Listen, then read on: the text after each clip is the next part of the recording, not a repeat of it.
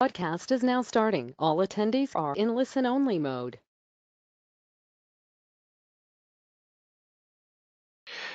Hello, guys. Welcome to another webinar. Today, the main discussion of the webinar will be the potential crisis theory in coming months, especially in 2020, because if you will make a search in Google, the first thing, right, which will came across if you write down crisis, the potential crisis which can happen in 2020 and so on.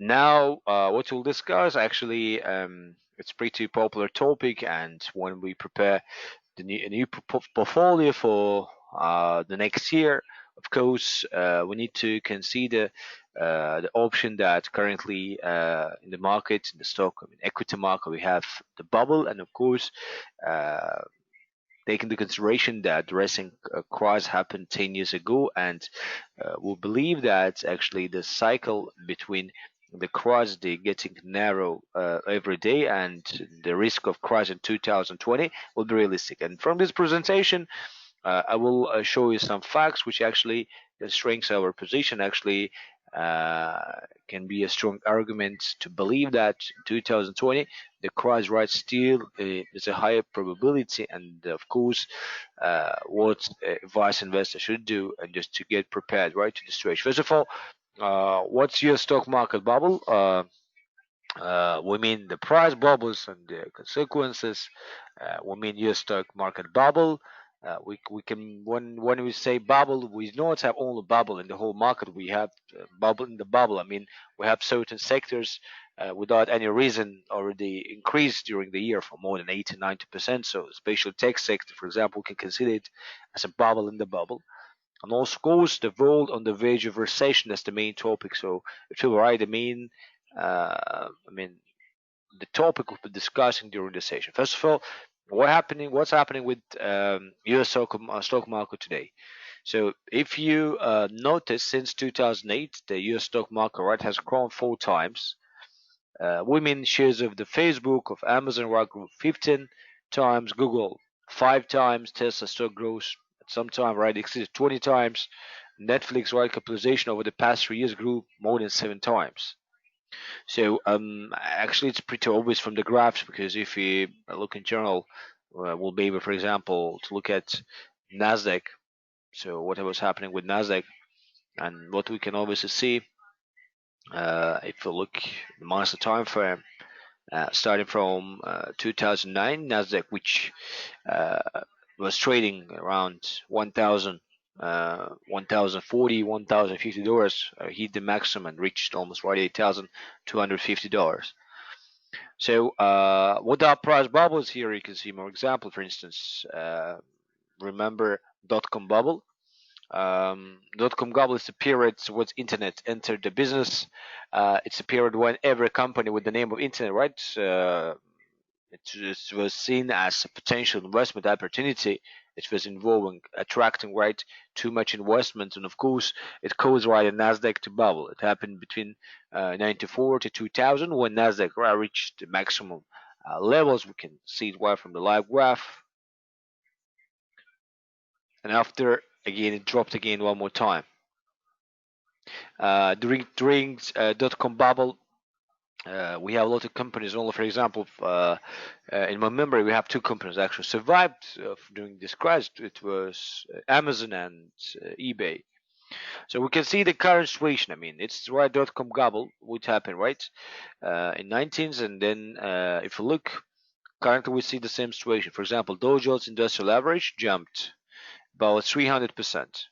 So if we look at Nasdaq, in terms of bright movement, Nasdaq exceeding even Dow Jones, we talk about potential 750% jump in the market. So now, why we say the market there is a bubble, and how it can be explained. So the reason is that when we say Nasdaq actually reflects the whole economy. I mean, economy of United States, because it's an asset which combines right certain stocks, certain corporations. So now the reason why again we can see the Nasdaq. I mean, actually, in the indices market, right, to bubble. I mean, there is a hype because uh, the growth in equity market should be correlated with the growth of economy. So now let's have a look how U.S. economy is growing. If you will check, you will see that during World War economic recession, average growth, for example, 2009, was approximately minus 2.9%. So from time to time, for example, if you will check the fourth quarter of 2008, even the right economy growth dropped to minus 8%. So it was total crash. We see stabilization starting from 2009 when economy start growing back with the Fed's intervention when then Fed cut rates.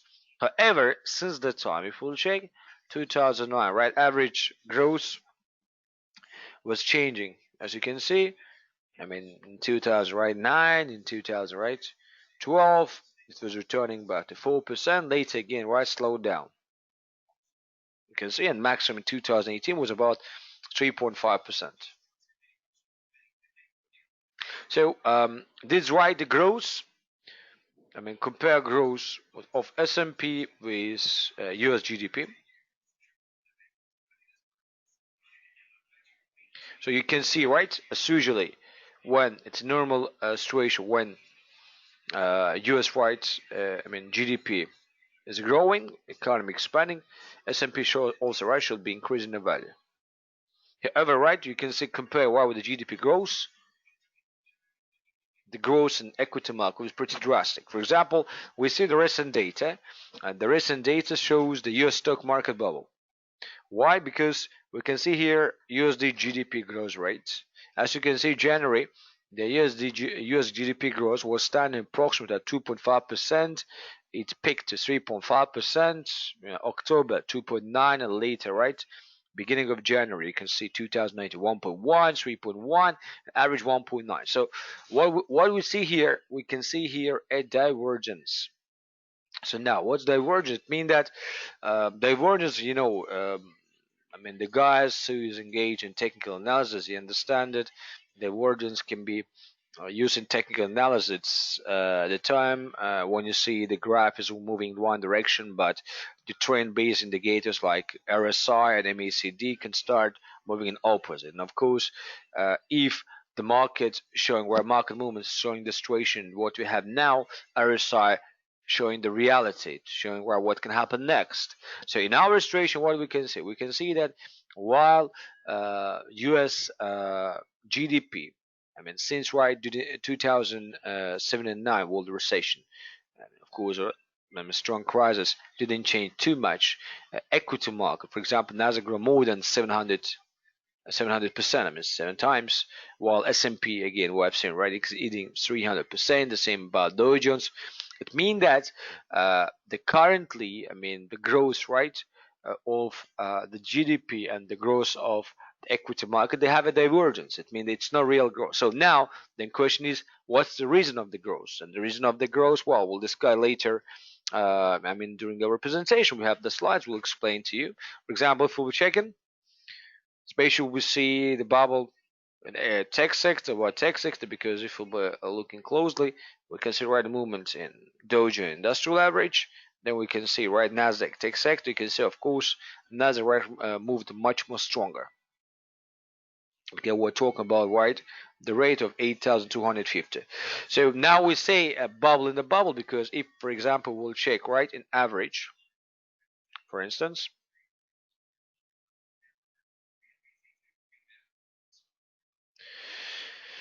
If you will check in average what was happening with the tech sector in S&P, if it move right 9.78% right during the year, it's PIMCO right data, the recent data as of 31st of May right 2019, and if you take one by one, the maximum growth we had real estate, which was 17.01%, information technology, it's about 15.65%, 11.55%. You can say industrials, consumer right 62.42%, consumer staples right 9.21%. Now, so if we will check, we can see right actually the sectors which can crash much more strongly than others, like as information right technology, the real estate, telecom.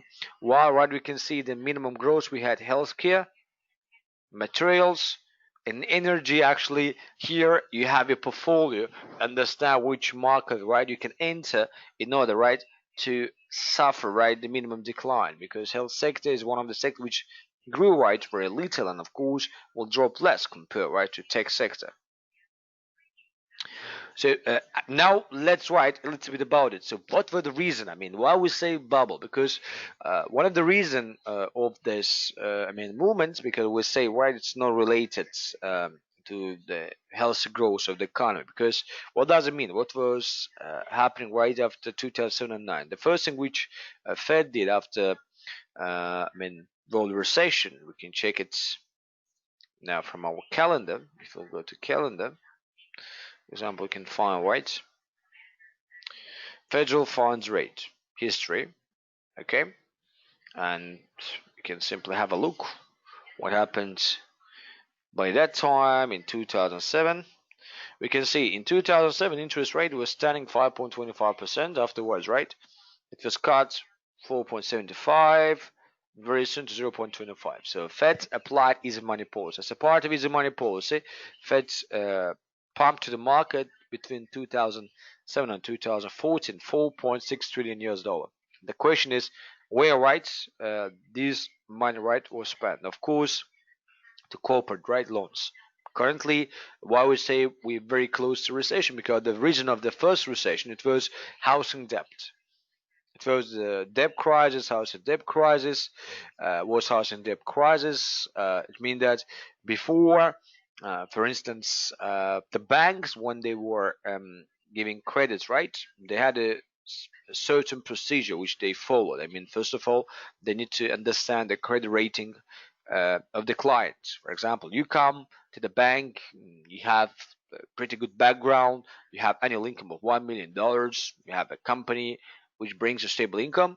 So, for example, I give you out of 5 star, 4 stars, all right, rating.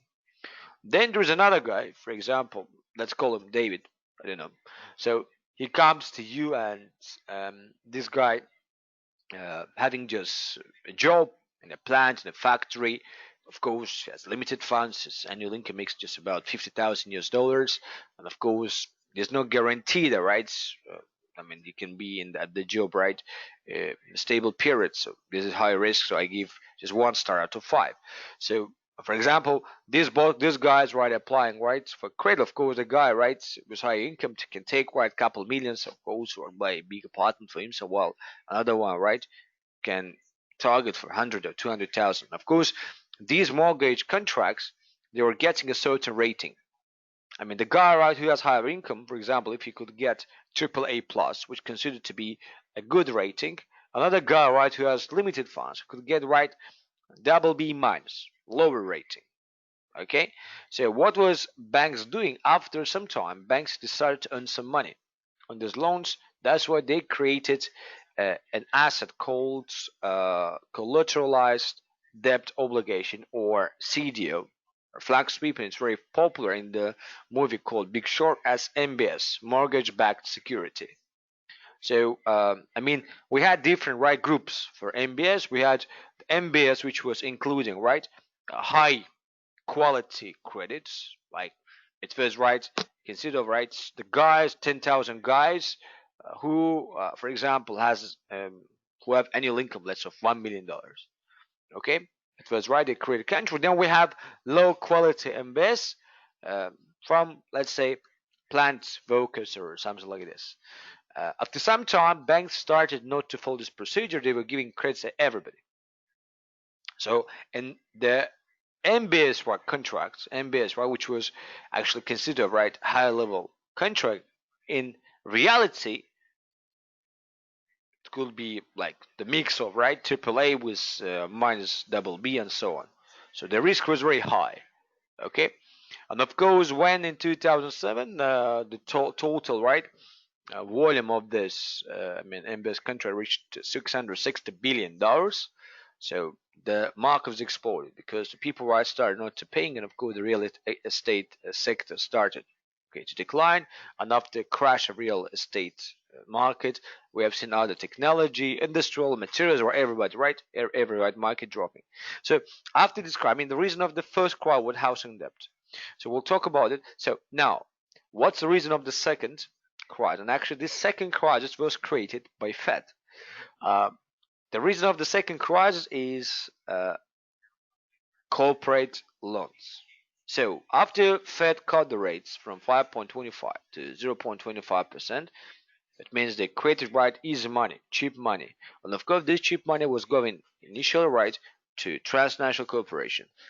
At the moment, the total debt of US corporations standing about 15.5 trillion US dollar.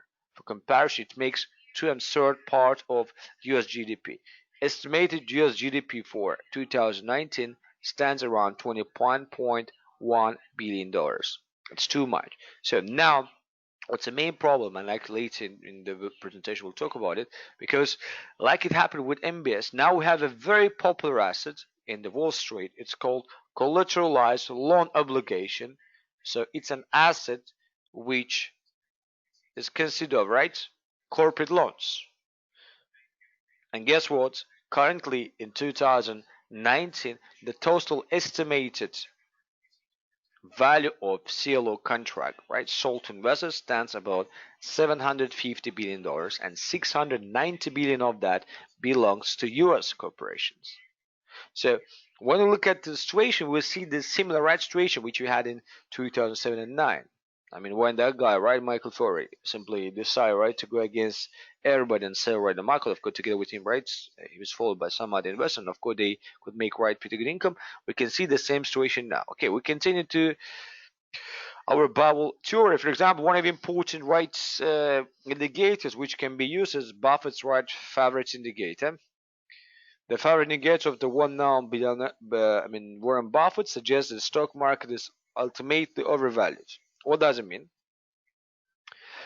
For example, according to Warren Buffett, if you take the total value of the stock market, equity market, you divide it to the total value of GDP of the country and multiply it 100%.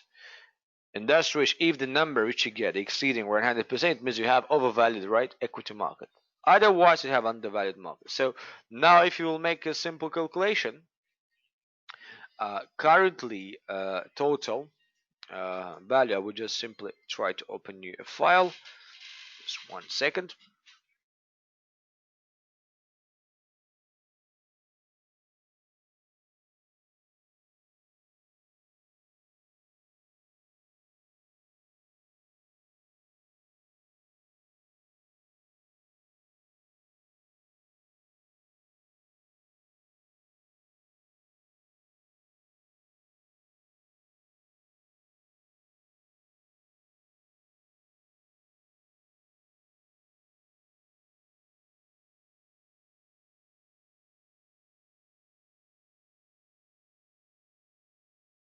Okay, now I will open you a file right where we'll try right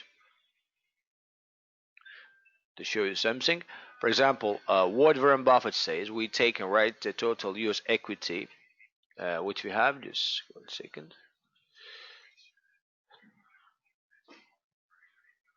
Equity market value.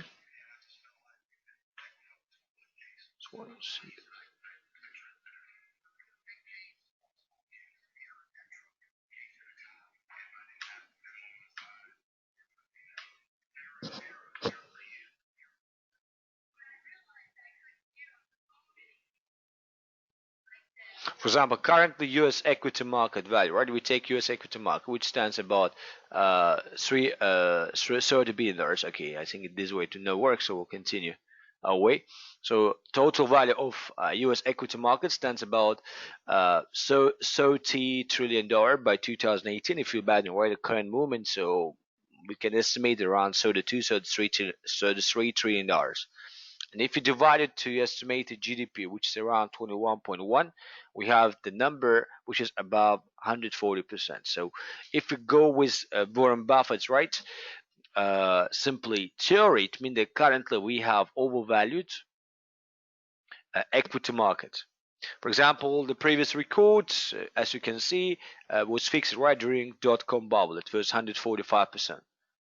So actually above 150%, and we do not have actually a long way to go there. It's a guaranteed recession. So now you can understand how serious, right, is. I mean, for example, you can say the GDP, it's called Wilshire 5000 or GDP ratio, right, of percentage. You can see the periods, right, when it was exceeding, right, the GDP, and all the time it triggered, right, a recession. In 2000, you can see even in 2007, the situation in the market was much better. So currently, even we're about to exceed the level where we have been during dot-com bubble.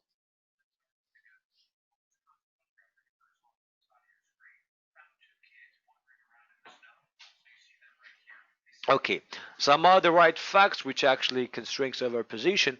Warren Buffett's right, Berkshire Hathaway company is very famous with recent decision of accumulating cash and cash equivalents, right, on its balance sheet. Currently, Warren Buffett's Berkshire Hathaway accumulated the record number of 128 billion of cash. So it's the amount which actually the company not investing to any opportunity. So just imagine this guy. I mean, this guy is having hedge funds. So the target of the hedge fund manager by using rights the people's money investments to make the maximum income out of this. But this big corporation, which depends on their investors' money, right, they are not spending and waiting for something.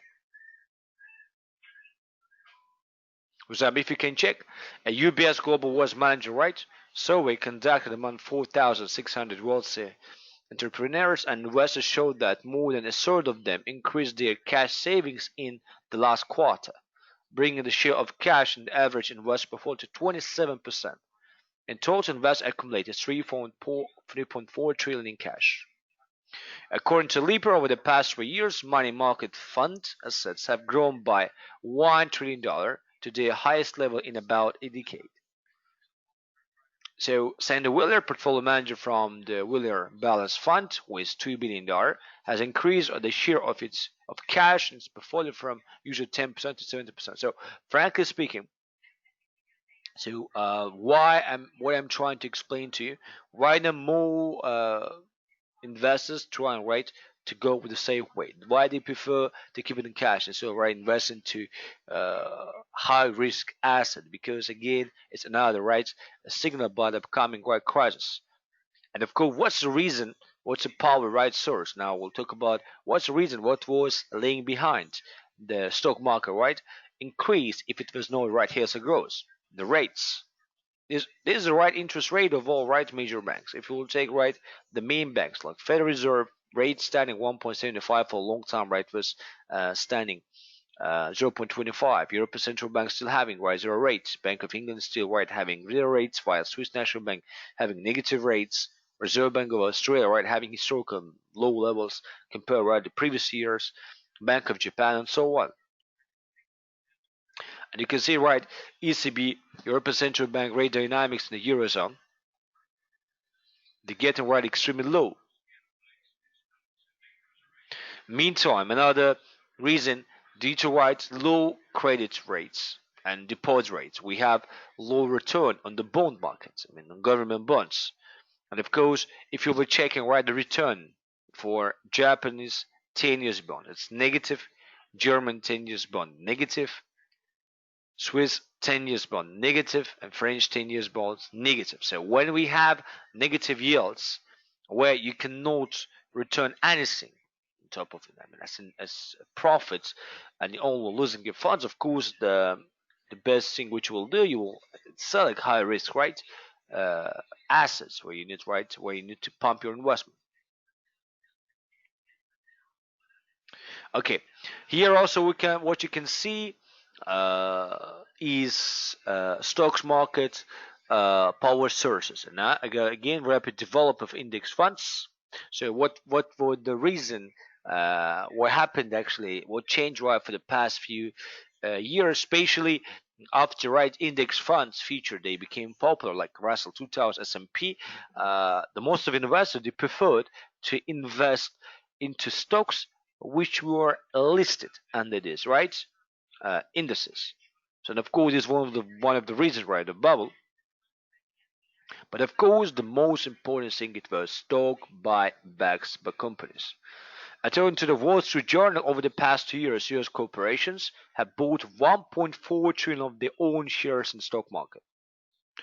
In 2018 alone, U.S. companies spent 1 trillion US dollar on repurchase of securities from shareholders. This was record volume in 1 year compared to 2017. The volume of so-called buyback increased by 55%. Like the largest buyers of equity in 2008 was Apple, Oracle, Wells Fargo, Microsoft, Merck, and so on. For example, if we were checking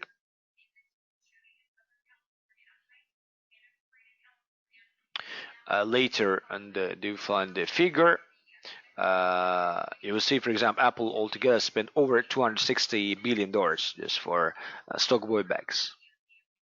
The previous record was in 2007, a year before the recession. Then the American business spent 589 billion to acquire its own share. The shares themselves were at the peak of the value. As a part of trade reform, corporate tax has been reduced. I mean, what was the reason of actually the buyback? Because of rights, the change in the corporate reform, their tax were actually was reduced from 35% to 25%. Of course, it allowed the companies to accumulate too much cash. For example, if you check ExxonMobil, oil company, largest right publicly traded oil company in the world, announced an additional investment of 50 billion in the United States. The funds will be used to increase offshore oil production as well as construction of chemical refineries for oil and petroleum products. That this tax reform will allow the company to significantly increase the volume of its activities, which will actually positive impact right in the course of its years. And finally, we note that thanks to Trump's tax reform, the company profit in the fourth quarter grew 5 times. So first of all, due to tax reform, the companies right could increase a lot of cash, and of course, this cash reduced right in order to increase right, their profit. But what's strange, not all companies right went the way. To increase their profit by investing to production. If you will check in total, so why companies decide right to go with buyback? The reason is very simple. Uh, in business, for example, for healthy development, for healthy growth, uh, if you want right to uh, expand, you need to make an investment for next 5 or 10 years, and only after that you can claim for 10-15%. But the reality was that in 2007 and 2000, right? After 2007 and 2009 world crisis, we didn't have this demand. Apple didn't need a new plant because they didn't have right demand for new iPhones, right? Why they need to invest into the plant, which will bring them 15, 5 or 10%, net income in the future, while they have a chance by investing to financial markets to earn annual minimum 50 to 20% money. So what's healthy buyback? Healthy buyback, it's the situation when the company share drops $100 to $50, and you buy from $150 because you invest for future. But when companies were buying their own shares when it was on the right highest point, well, I think it sounds pretty strange. So the reason why actually stock market was going up, it's again high dividend payments, and of course high, buybacks, which triggered this growth. And actually, if you will check at the movement of the buyback, when you can see they're growing up cool the movement S&P, it's always the reason which was laying behind the movement of the stock market. And if you will see, compare right stock performance, you can see right to have positive correlation when buybacks was increasing, S&P was going up. Again, the same situation 2008 and 7, you can see buyback dropped, a market crash, and when they're reaching their tops, again marking the top. And of course, buyback of the shares by the companies, if you're checking, you see right Which company was top again? Apple, $261 billion. Microsoft, Alphabet, Cisco, right? The leaders.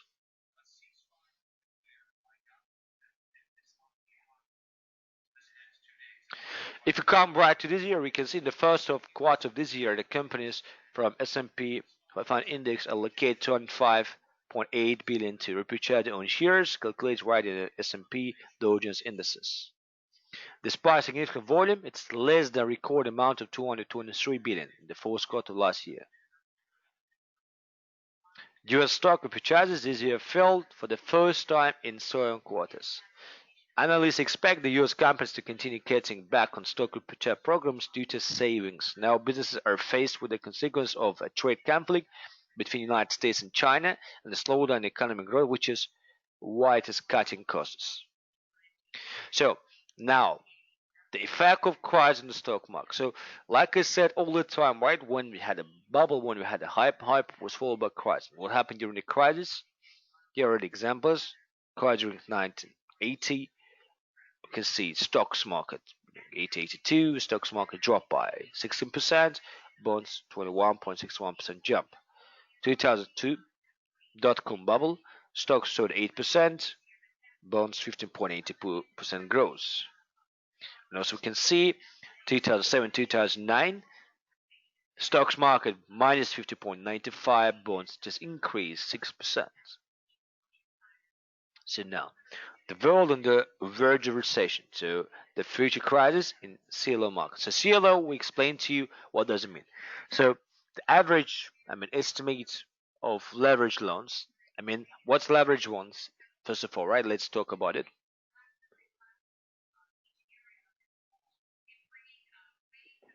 Leverage loan, it means, for example, when Fed generates the cash, the first thing we do, they give it to transnational corporation and low rates.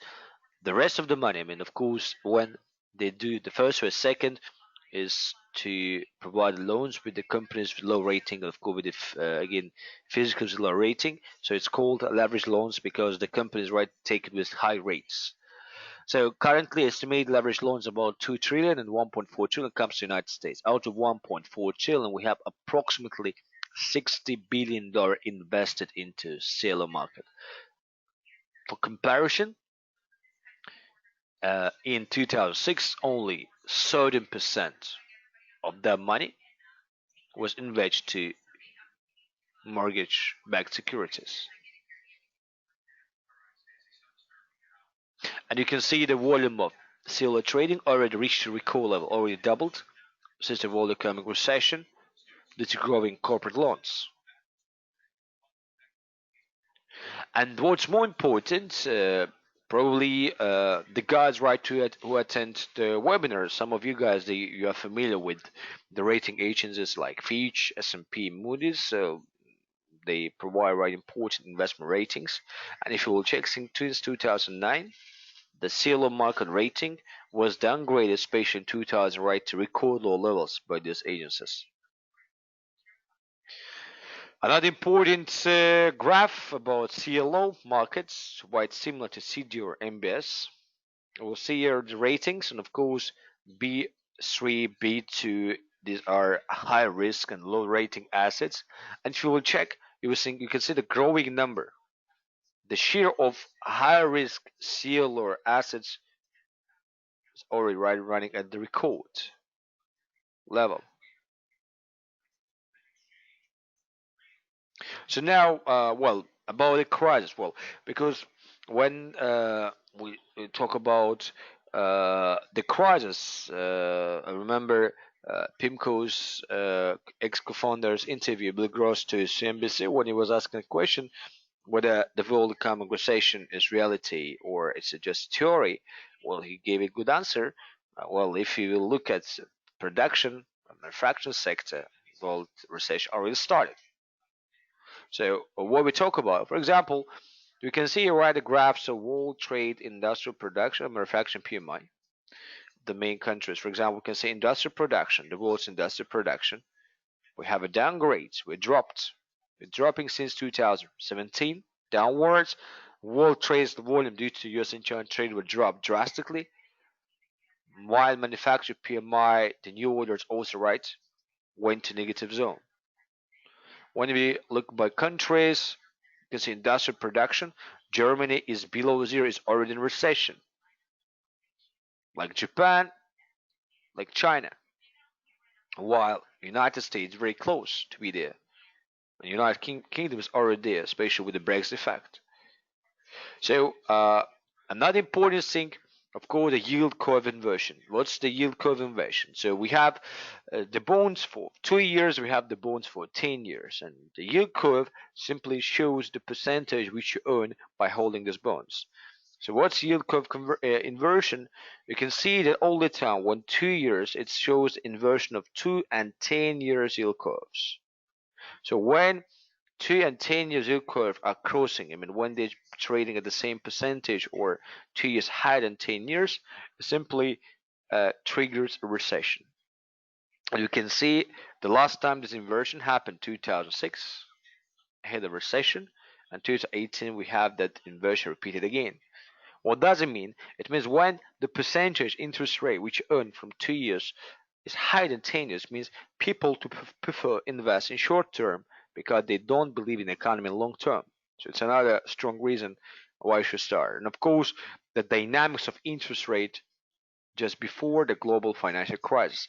All the time, a rate hike all the time was followed by rate cut. It happened during dot com bubble. It happened during 2005, and happening now while reached, and we can see uh, a trend line which actually suggests a further decline. In the meantime, we know that already Fed cut rates from 2.25, and there's still a strong open door. So, as a conclusion, if you come right, what we can do, like I said, if you will look during the crash of 2007-2009, Nasdaq increased by about 100%. After right, they give 50% of their value.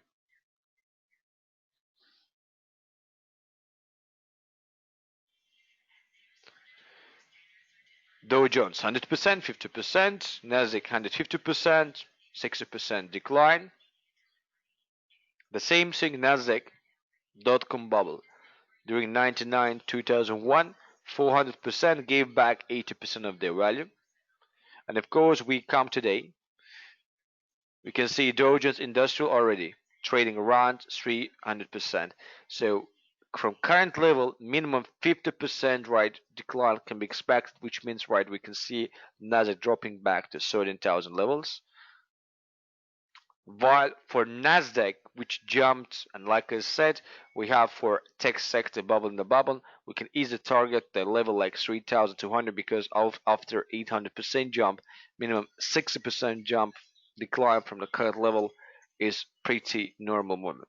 As you can see, guys, the world economy recession just not a theory; it's the reality which we have now, and what actually makes all the time repeating.